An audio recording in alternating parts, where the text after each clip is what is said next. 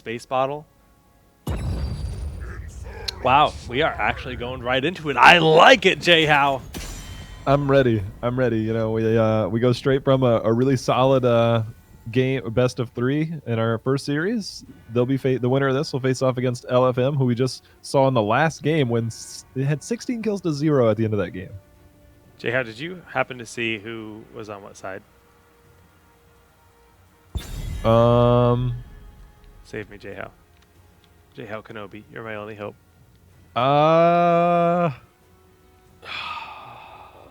Oh man, I want to say Nice was on the right side. All right, we're gonna blame you if it's wrong. That's. I retract my statement. Hold on. I've got my Diablo token that I got from BlizzCon. I'm just gonna flip it. This is still really cool. It sits on my desk. It's thanks Diablo people. This is cool, man. You can laugh. I can't see your face, but I can hear the breathing of the laugh. The giggles. The giggles. It's really cool, man. Like, it's very intricate. I have no idea what you're talking about, which is why I'm laughing. Oh, that thing from I like threw mine away or something. Hold on. I lost it. All right, Tassadar Varian. Varian ban. Don't want to deal with Varian. I wonder if they're going to try and play around the Warriors. Obviously, ETC heavy priority, but again, Diablo on this map in particular is super, super strong. But first pick with, do you just go to Ragnaros? I mean, I feel like Ragnaros has dropped off. He's had a couple of minor tweaks, nerfs, if you will, on a couple of talents in particular, especially his 13 that just got tweaked last week, which was probably the biggest one. It now has an internal cooldown of 10 seconds, so it can only be procced on a stun.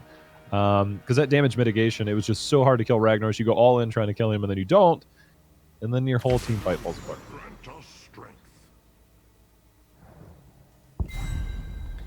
Yeah, but he's still so good. Like, even with that little short cooldown, he's a god. Malfurion, also a god, the king of the supports. J-How, what does Malfurion not offer? One thing. Global. That's like the only thing he doesn't have in his kit. He has wings, just so you know. But he can't fly because he's too fat. But it's okay. Vala and Zarya will be scooped up rather rapidly here for Shrines. I mean, Shrines, you're putting a bit of extra emphasis on hitting those little last hits of the skillful defenders, and Zarya and Vala both do really well. Considering Malph's already grabbed here, there's the option for Rhaegar and Ariel, so their support lock-in is not at all, like, it's not needed early on here, and Zarya leaves that warrior pick to be pretty flexible. They do concede ETC, but if you're looking for the poke, which Zarya provides, I can dig it, and we'll just see ETC tag gets picked up as a result. I think that's a pretty expected response. Yeah, that's really, really, really good. I think every time, like, now that we're on Infernal Shrines, there was a time where it was like Kerrigan used to be good, like in general, and then it used to be she only got played on Infernal Shrines, but New Warrior meta basically has put Kerrigan on the back burner. Like, she's no longer even a niche pick on Infernal. Like, it comes sometimes, out very rarely yeah, now. Yeah. And that surprises me. If there's not a lot of, like, hard CC or a lot of hard warrior control, we still have Sonya available, but here's the buff Kerrigan needs. She needs to be able to ride her Ultralisk. Oh my goodness. That's the buff she needs. The Ultralisk in the Alarak or Machines of War trailer was pretty scary looking. If they actually made Ultras, like, to scale... Sonya banned out. I like that ban, though I kind of figured it might be a triple warrior comp on the side of what we hope is imported support. Mm-hmm. Well, yeah, that's interesting. Because Varian and Sonya both removed here. We see the Rhaegar hover. I mean, Rhaegar over Ariel when it comes to getting the last hits, just having that lightning bond, ancestral heal on that main warrior in the front, which will likely end up being Diablo now that Sonya is not an option. I think that makes that ban really nice. My question for you is, do you just go the like Diablo Gul'dan and save that Ariel pick for last because you're not worried about being taken up? Do you think that's a good way to go here, Jayhow? I think it's a very good way to go with a sleeper on a potential Karazim. Ariel Illidan. Wow. Okay, so this might actually be nice on the left side. LZ I'm Gamer, going to swap it just because. that's an LZ Gamer pick right there. It really is. So we still don't know if these are the correct team names, but YOLO. They were so quick on the trigger team, so we apologize for that. We took a break. They had the lobby ready and waiting for us. By the time we got back, we basically gave them the green light the minute we sat down. Yeah. We kind of forgot to check which side they were on. Now, we're in a situation where we're in the last picks and Rag hasn't been touched. So Ragnaros seems like a very likely lock-in here on the side of the red team, we'll call them. There's no threat. There's no threat for a Ragnaros. He has self-heal on his own, and so that's a pretty significant amount. So Illidan doesn't necessarily just walk up and burst him down 100-0. Zarya and Vala are only going to do so much to a Ragnaros on the front line. So, and the thing that you have to look at, outside of potentially Rain of Vengeance and Expulsion Zone, there's absolutely no hard CC. They're going to go Zeratul. So Illidan, this is actually something we've seen a lot, especially in the last few months, is interesting. Wow. Now, that was a very quick noob lock-in.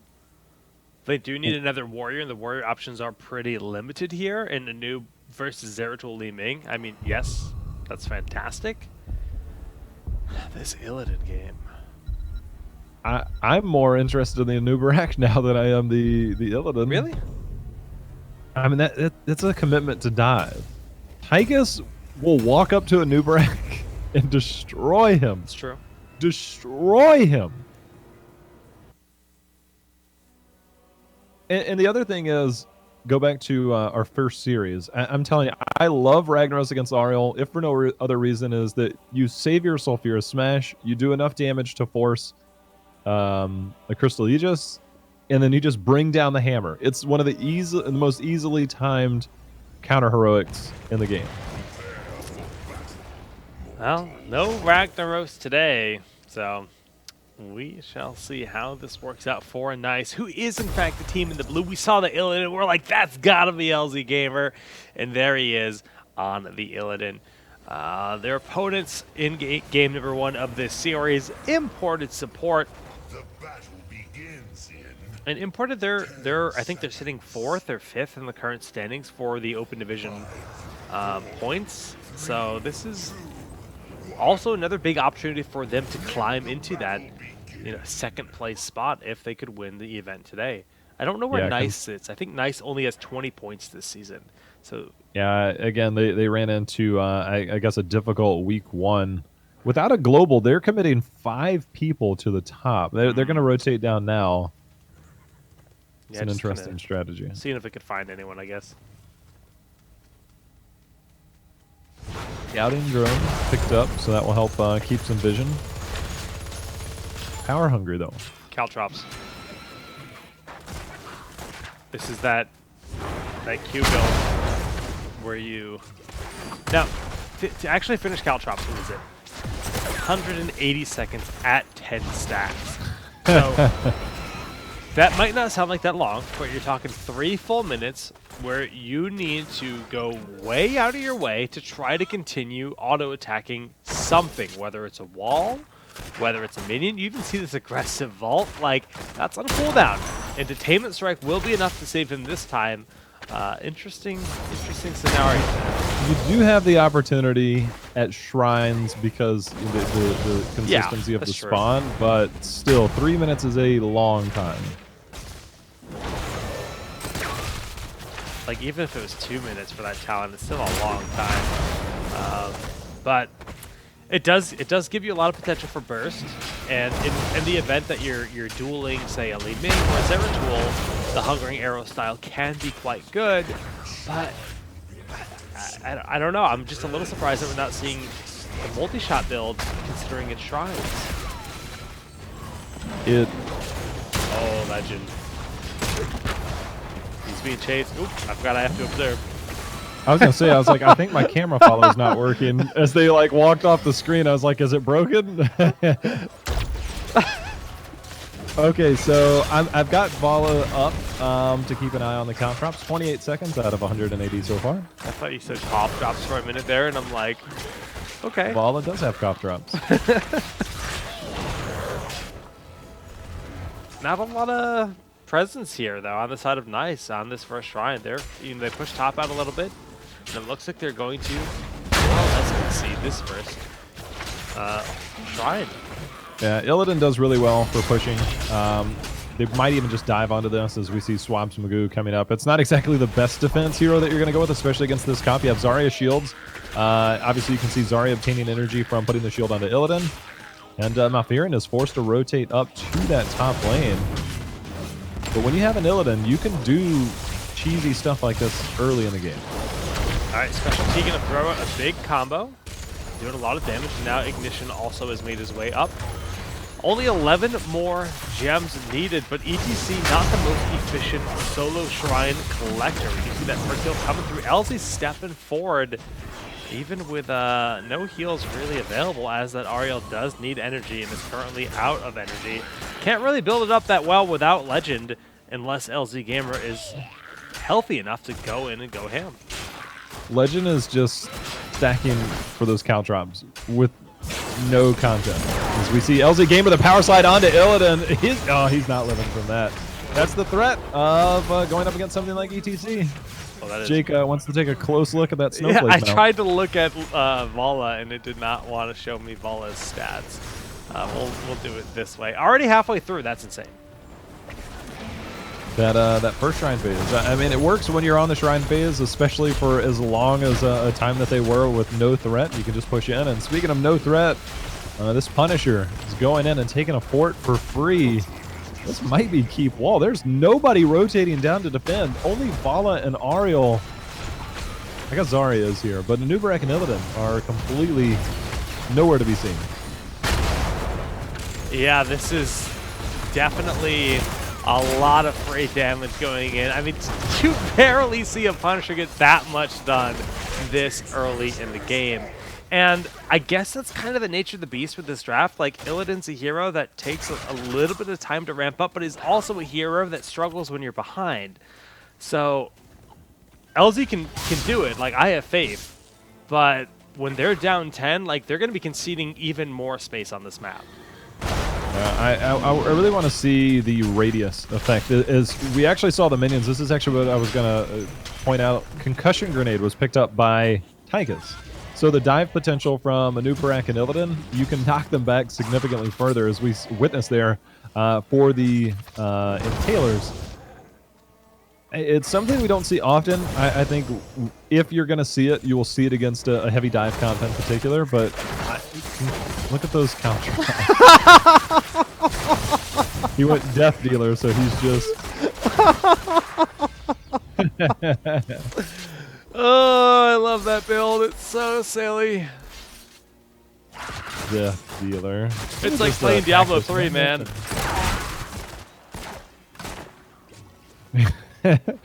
Look at the invade, top left though. You see 3 members at the bottom, and level 10 is almost here, and there's absolutely nothing they can do about it. Right now, imported support is doing whatever they want, Jake.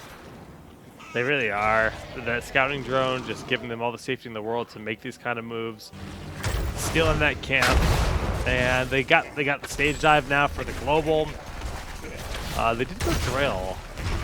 And against Illidan, I can dig it. Oh yeah, definitely against an Illidan. He comes in on the backside. It's just consistent damage, and Odin obviously is much more difficult. With Odin, you do have that armor, but the drill is a much bigger threat. Level 10, though, is here for Nice. Let's see if they're going to start to turn this around. What do we see for the Illidan's heroic? He's holding on to it still. It will end up being the hunt. Stage dive and hunt. Matching globals. Locust Storm, though, which means they're ready to dive. We'll see how far they go in. Astrobroth just walks up and eats that Li Ming shot. Like, this doesn't hurt. Tychus walks up and he's like, ow. Okay, LZ doing LZ things. Doesn't hunt, as we mentioned. Trying to get a fort for free. Pretty even in the total selection here on the skillful defenders. Big time. And VP Expulsion Zone putting Astrobot in a bad spot. He tries to bird charge away, but doesn't get too far with it, and they do end up picking him up.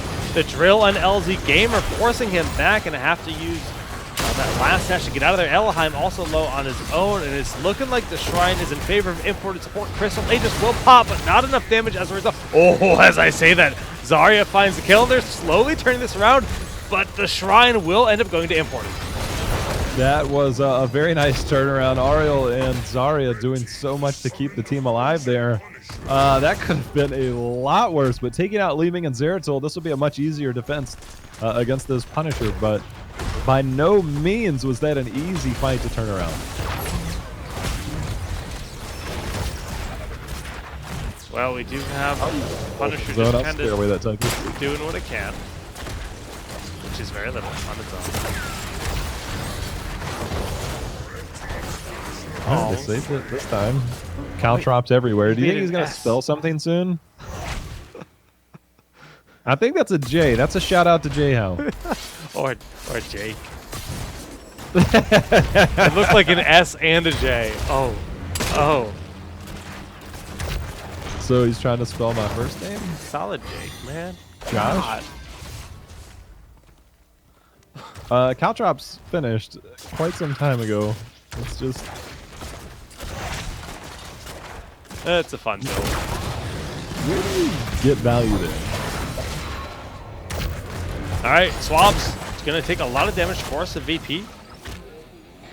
What can they set up? The stage dive onto 4 members here. And Swabs gets haunted. LZ finds that kill very quickly. Twilight Dream onto 2. And they're all so low. But do they get out? Oh my goodness.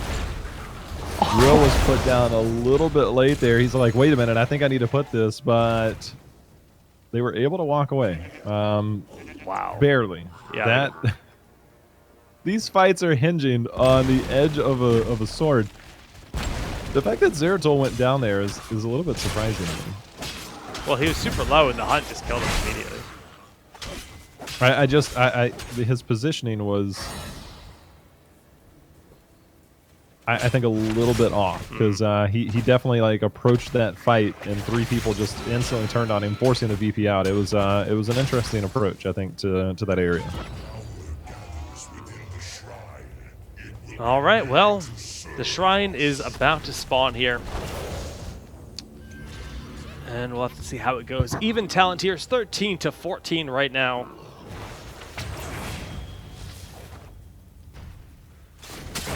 Pressure Arcane Punisher. LZ is retreating. He knows he's in the best spot. He could try to juke with the hunt. We'll see what he can do here. On the retreat. Oh, that's it. Feels bad, man, but the amount of skeletal defenders that have already been taken, he's going to stage dive in. We'll see if he can get the combo. So VP's there. He's going to VP and then stage dive. Here it comes. Looking for it. Stage dive is down first. Crux trying to zone them in. The VP will lock Crux in with Goof. Then Burrow Charge from Asta, not going to be enough as Swabs Magoo finish that off with a Void Slash from Twilight. Gonna seal the fate here of these last 2 members. Elheim might be able to get away, but even then, doesn't look like it stays a bit too long, and that's the entire team losing their lives after getting those 30 defenders. The cancellation of the VP there directly into the Twilight Dream and that Li Ming combo was deadly. They should be able to pick this up. Li Ming going to go Earth back, get mana after blowing up basically everybody. And they're going to prepare for a push. Remember, they opened up this lane earlier, so the keep is wide open and a threat. ETC rotated middle. He's pushing with the Impaler camp is sitting there in the middle lane. So they're actually getting really good value in 2 lanes, and this Punisher could be seeing the first keep of the game as it's 16-14. Yeah, this is definitely tough. The keep, like you mentioned, likely going to go down just because it's 16 advantage makes it so risky to contest this. And they're utilizing that global with Crux. They just grab the Cosmo camp to push in mid. Oh wow, this wall's down too. That's wrong. That's basically a dead keep for sure. Yeah, they open this up. Imposing Presence was picked up at 16 free TC. A great tool to use against Illidan. The fact that they have to burrow charge like immediately pretty much means they don't have any way to contest this. And down goes the game. Look at the health on the Punisher. He is basically full health right now. We'll see. They're pushing up. Illidan's going to have to probably hunt in. He's going to walk in. Expulsion Zone has been used. ETC has joined the fight, and these sentries are just ripping through them as Twilight Dream has been used. Okay, the VP on the back isn't enough. They do get a new recognition, getting the heal at the last second, trying to stay alive for a little bit, but LZ Gamer finding one kill, but not able to get another one. Leaming Resets coming into play, just tearing through them. Zarya goes down to the Punisher, and Drill working on this core. Game 1 is in the bag here for Nice, or imported. It can be for anybody you want, Jake, but wow, that escalated quickly, and it all goes back to the fact that, okay, do you remember they went to try and take that top fort and they gave